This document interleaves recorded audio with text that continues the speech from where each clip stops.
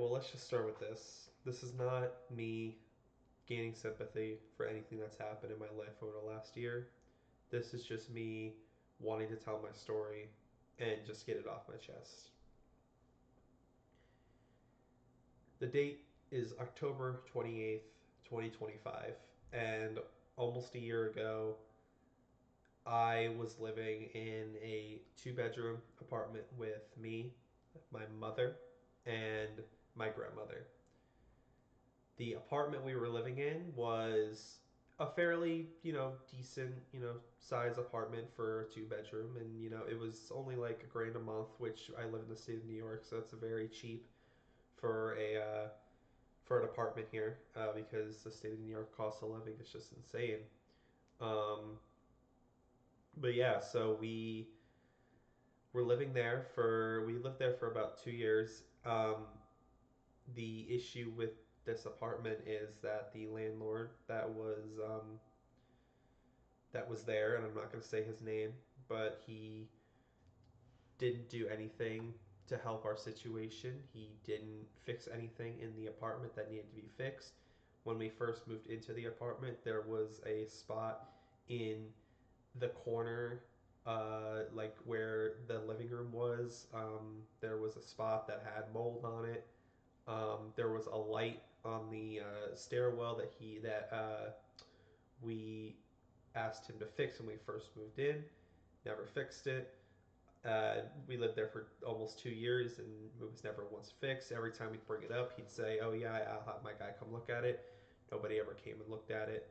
Um, and that moldy spot that was in the living room ended up actually making the floor cave in, which ended up, causing damage that was not really repairable, or it was repairable, but it wasn't really our fault because he never decided to come and fix it.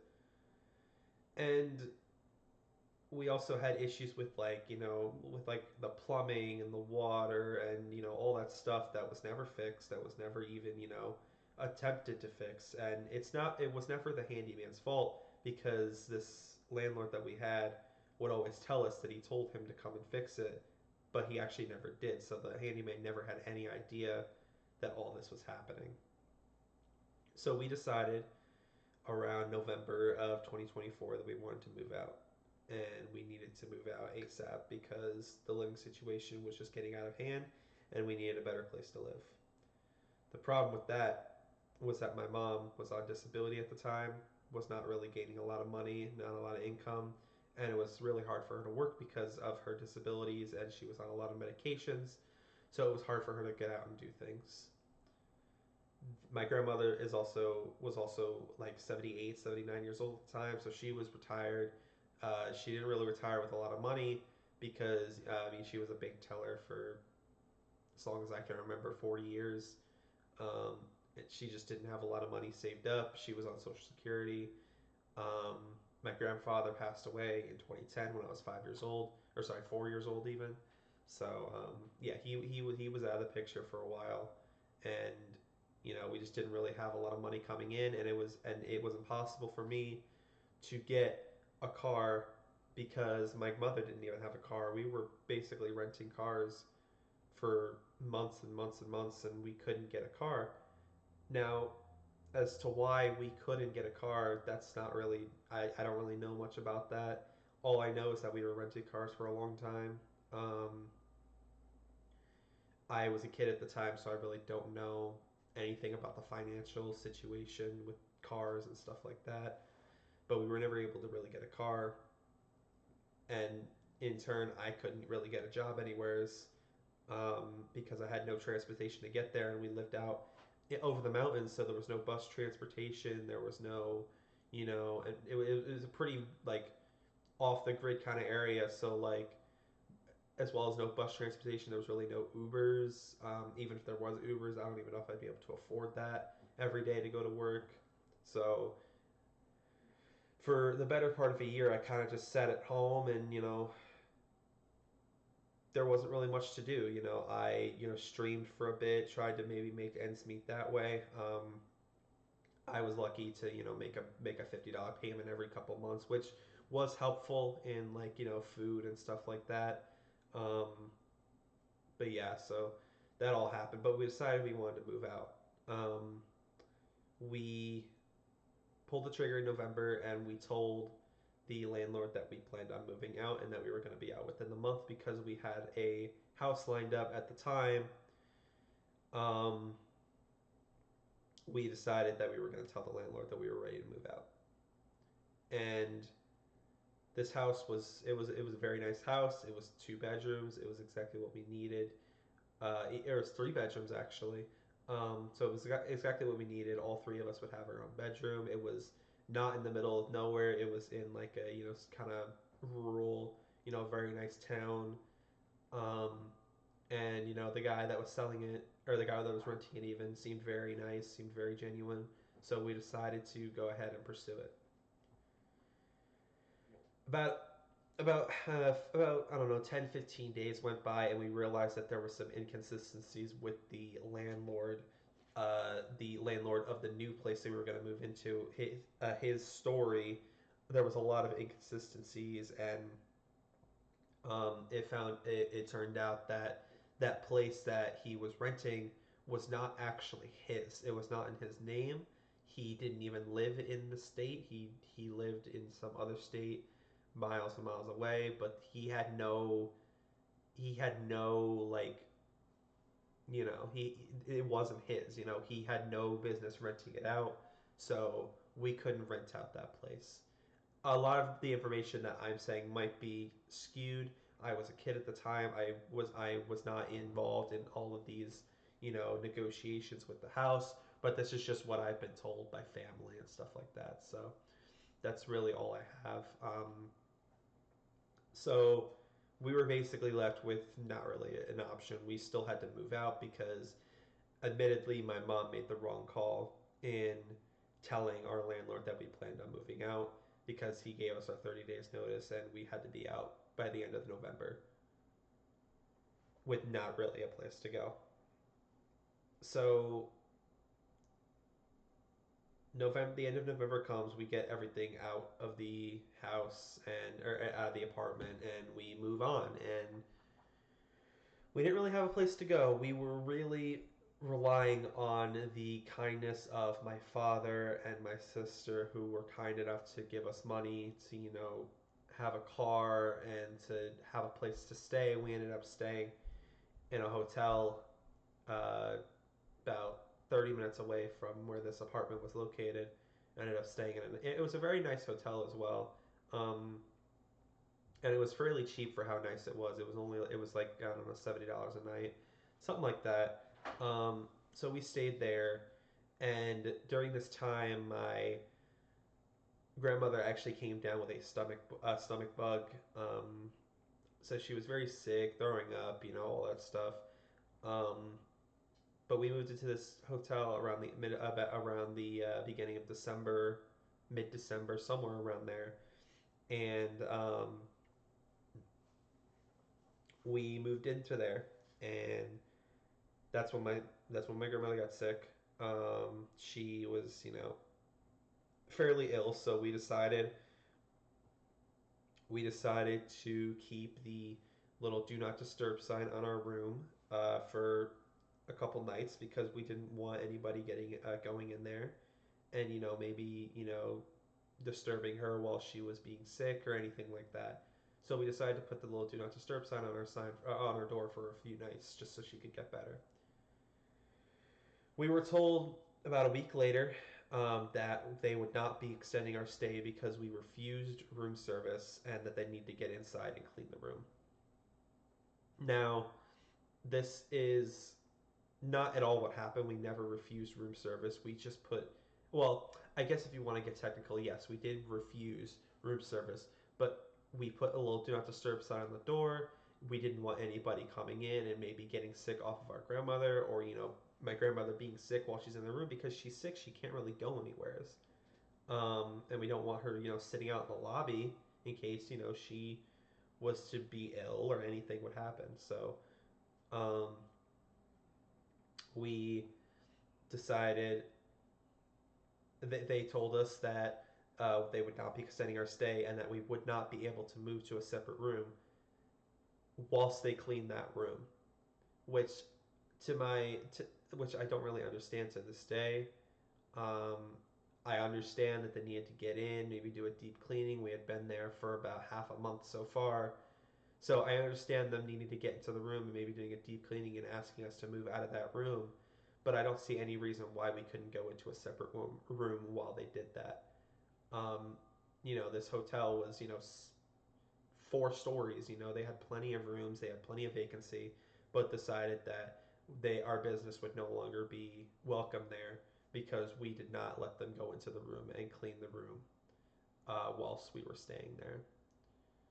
Which I know this might not make a lot of sense to you guys. It really doesn't make a lot of sense to me either. I'm just trying to explain it the best way that I can. Again, I was not involved in a lot of this. This was a lot of it. A lot of it had to do with my mom and my grandmother. I was not involved in a lot of this. I was just trying to stay out of it and just live the best life I could. Being 18, I didn't really know a lot. I still don't know a lot. I'm only, or actually, I was 19 at the time. I'm sorry, I wasn't 18. I was 19 at the time, so I didn't really know a lot. Um, and I kind of just tried to live the best life I could. But us not being able to stay in that hotel, we didn't really have a place to go. We were out of money. We ended up getting one more payment from my father, who my father really, I owe a lot of, oh, I owe a lot to him. He really helped me out. He's the reason I was able to do a lot of things as a kid. He was the reason I was able to do my bowling tournaments. He was the reason I was able to go visit my friends in Tennessee because he gave us that money because he's a U.S. postal worker. So he not by any means has a lot of money, but he gave what he had, what he could give, so that I could have a good childhood. And to that, I really do love him for that and appreciate him. But I lived with my mother because she was it was she couldn't really take care of herself. She was on a lot of medication. So instead of going to live with my father, which granted would be a lot better living situation for me, I decided to stay and stick it out with my mom and my grandmother because they didn't really have a lot. They didn't really have anything. It was just me, and I didn't want to leave them and not really know if they'd be able to take care of themselves or not. Um, so I decided to stay with my mom and my grandma, even though, yes, living with my father would have been better for me mentally and me physically, but I instead decided to stick it out with my mom. So I completely forgot where I even left off. Yeah, so my father gave us some money to, but we couldn't find a hotel. Everything was booked up. It was December. It was Christmas. Everybody was starting to book up these hotels for, visiting family or whatnot, and we didn't really have a place to go. I bowl 2 nights a week at a bowling alley that this guy owns, who apparently also owns a hotel chain that was not that far from the bowling alley. Sorry, oh my god, really? My camera just.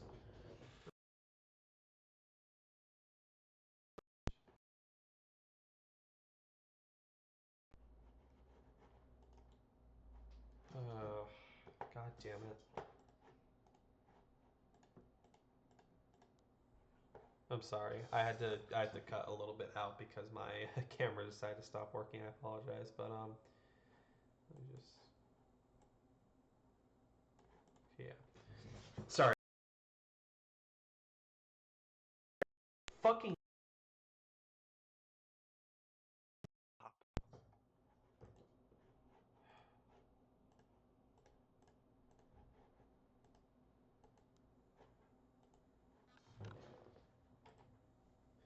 Okay, I'm sorry. I had to cut out a little bit because my camera decided to freeze itself. I apologize. So there's going to be a little cut there, but yeah. So this guy, he owned a hotel chain that was about 20 minutes away from the bowling alley, and he told us that he would let us stay there at a reduced rate, which was very nice of him to do. He didn't have to do that at all, and he decided to do it out of the kindness of his heart, and that was very nice of him to do. So I went bowling on Friday. and I ended up, funny enough, I ended up, again, thank you to my dad for doing this. He gave me the money to go and do a bowling tournament on Saturday. Um, Saturday, December 27th was the day of the tournaments. Um, or actually, sorry, Saturday, December 28th was actually the day of the tournament. I apologize. I went into the tournament. Everything went good. I ended up placing very well. I cashed. So it was a very good tournament, and I'm really glad I was able to do it. We go back to the hotel. The next day, my mom and I decided to go down to this little area that they had. Like it had a pool, and it had a pool table as well as a splish splash pool. It had a little arcade in it, which was kind of cool.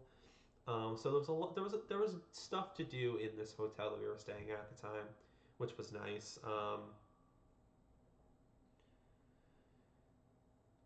The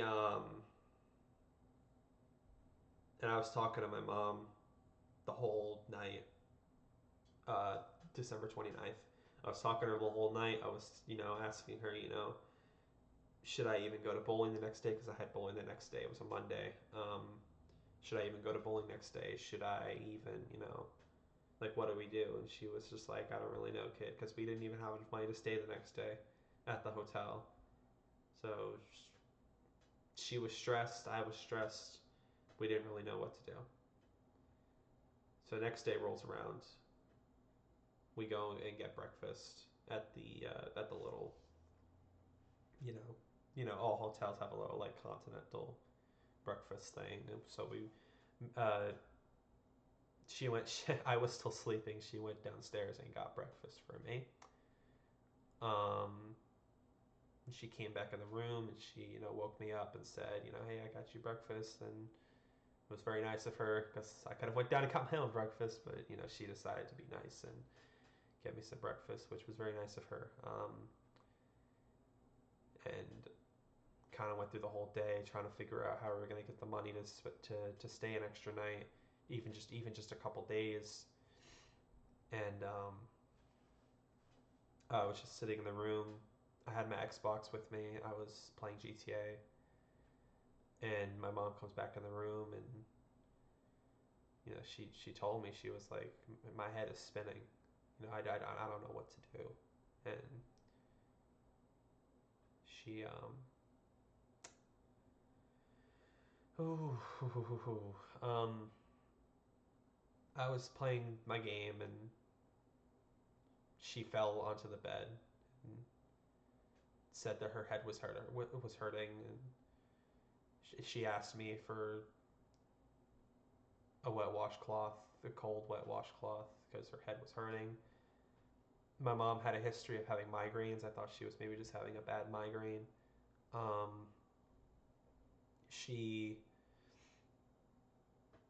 fell back onto the bed, and she was speaking all deliriously, not really knowing what she was saying. I could barely make out what she was saying. Um, she I got her another washcloth, and I didn't know what was going on. I even said out loud, I was like, Mom, you're scaring me, what's happening? And even with all her delirious, not really knowing what she was saying, she was still able to very clearly say the sentence, I'm sorry, David, because I said she was scaring me and I didn't know what was going on. She said, I'm sorry, David. And she drifted to sleep and never woke up. I called I called 911, told them what was happening. They came in, said her vitals looked good, or not her vital. She said her blood pressure was very elevated. Um, they took her out on the stretcher, put her in the ambulance, took her to a local hospital. Um,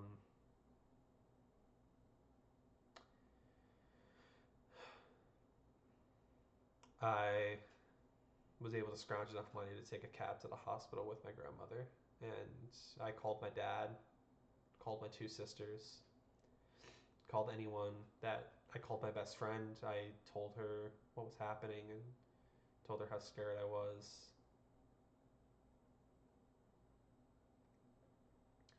And we went to the hospital. We sat there for a while. I didn't really know what to think. I didn't know what happened. I don't know if she had a bad migraine. Did she have a stroke? Like, I don't know. And we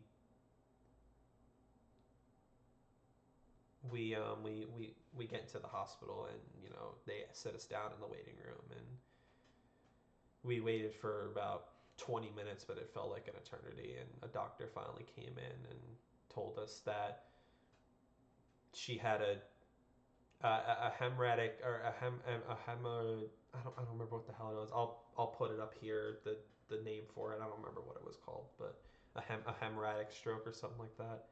Um, and she had a massive brain bleed. Um, the the very first thing I did was call my best friend Anthony, and I told him what was going on, and because Anthony and me are very close, and we're basically brothers at this point. So I called him, told him what was going on, and I told my dad, I was like, I don't know what to do. They said they were flying her to Westchester, which is one of the top neuro, hospitals. They know what they're doing there. It was the best place for her to go, and they were flying her there. Um, my dad asked me what I wanted to do, and I told him I was like, because I had bowling that day, and I told him I was like, and I think this was just me not wanting to process it and not wanting to think what was happening was actually happening. And I told him, I'm like, I want to go bowling. I don't want to go to the hospital. Because I think I knew what was going to happen when I got to that hospital. And I really didn't want to go. I just wanted to go and do something to take my mind off of everything that was happening. And I told him, I'm like, I don't want to go to the hospital. And I think it was him and my grandmother convinced me, like, you have to go to the hospital. You have to go see her. And I eventually agreed. We went to the hospital. Westchester was about an hour and a half away, kind of down towards the city.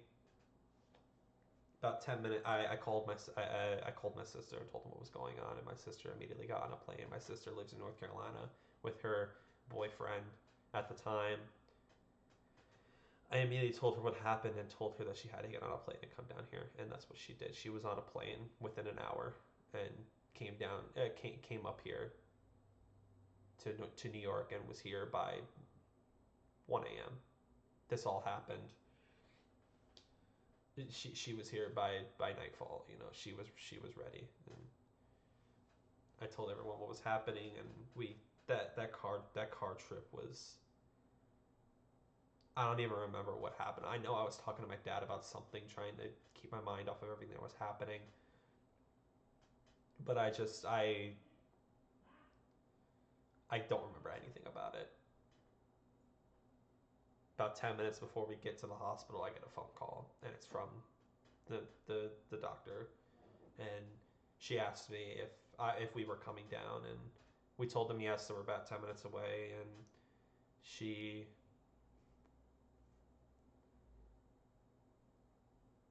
she told me that she had news for me, that to just wait until I just told her to wait until we get there, and we got there, we sat in a room, and then she came in about a half hour later, and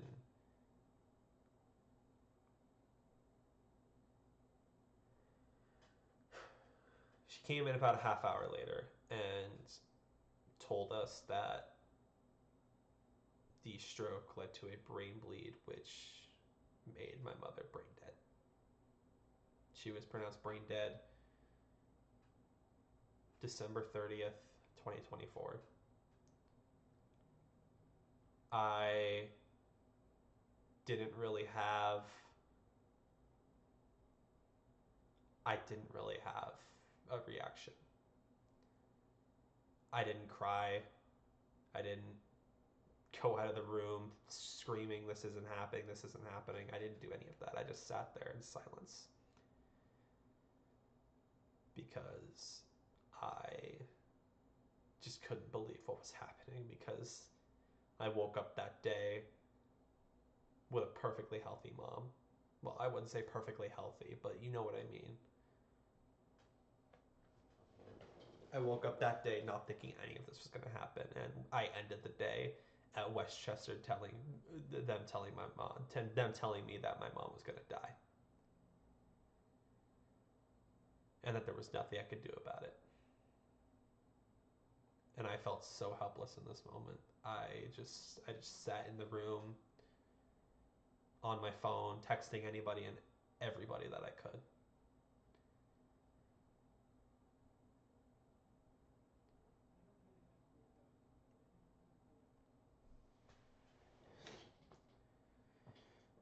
They eventually let us in the room. It's like midnight at this point. They let us into the room, and there she was. The most peaceful I'd ever seen her.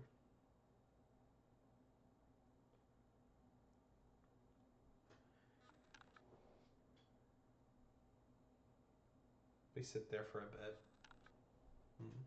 I tell my dad, I'm like, oh, we gotta go home. So we go home. The next day comes around, and we go to the hospital. Me, my dad, my sister, her boyfriend, my grandmother, who at this point didn't know what was happening, and my grandmother went to the room, and I couldn't be in there with her. I couldn't see her reaction, and to this day, I don't want to know her reaction. I just know when I walked into that room, she was bawling, and because she had already lost her husband, and now she was losing a daughter too, and I didn't really know what to do. I sat in there and I didn't say anything. I just sat in there.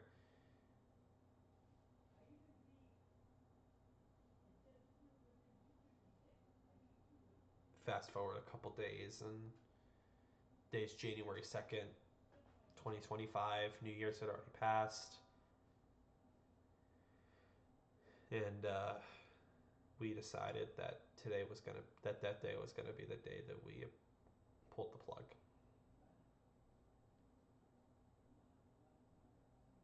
Everybody gets to the hospital. Me, my father, my grandmother, my two sisters, their my sister's boyfriend, and my other sister's husband, all there at the hospital.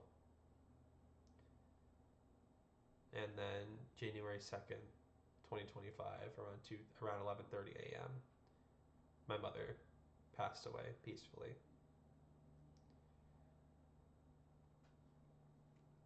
And it's it was weird because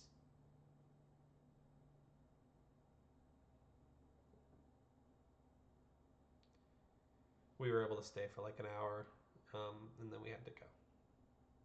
They took us away, and that was the last time I saw my mom. But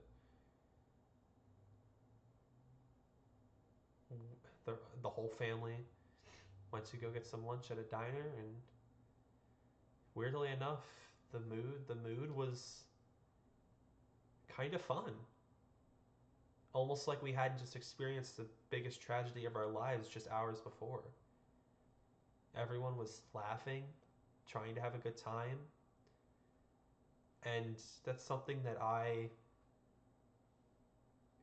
could not appreciate more about my family, is that even in the worstest situations, we're still able to, have a little fun, have like just try to mask. Obviously, we were all feeling devastated about what happened, but we were able to just have a nice day, and we were able to just be a family. And I think that's what it comes down to. My family had been pretty separated before my mom passed, and when my mom passed, I think that was the first time in years that all of us came together as a family and went out to lunch together. And I think my mother would be insanely proud of us for that. My mother was looking down that day, saw her entire family, everyone she loved, was together and happy. And I hope she's proud of that.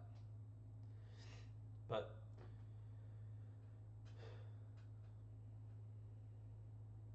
I moved in with my father.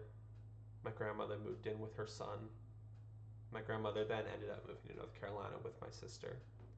And that brings us to the present day, October 28th, 2025. Sorry, October 29th, 2025. My days are very mixed up. October 29th, 2025. It's been almost a year since that happened, and I don't know if I'm fully. I don't think I'm fully over my mom's passing yet, but I think every day it does get a little easier knowing that she passed peacefully, she was surrounded by friends and family, and that she is with my grandfather and her friends that had passed away in the past, and she's not alone up in heaven. And I think that's what keeps me going, knowing that she would want me to continue and live life and be happy. But I appreciate everyone that stayed and listened to my story. I'm probably left some things out, but that's just what was on my mind. I decided to come in here and speak my mind, and that's what I did. So appreciate everyone that stayed around. I'll talk to you guys later.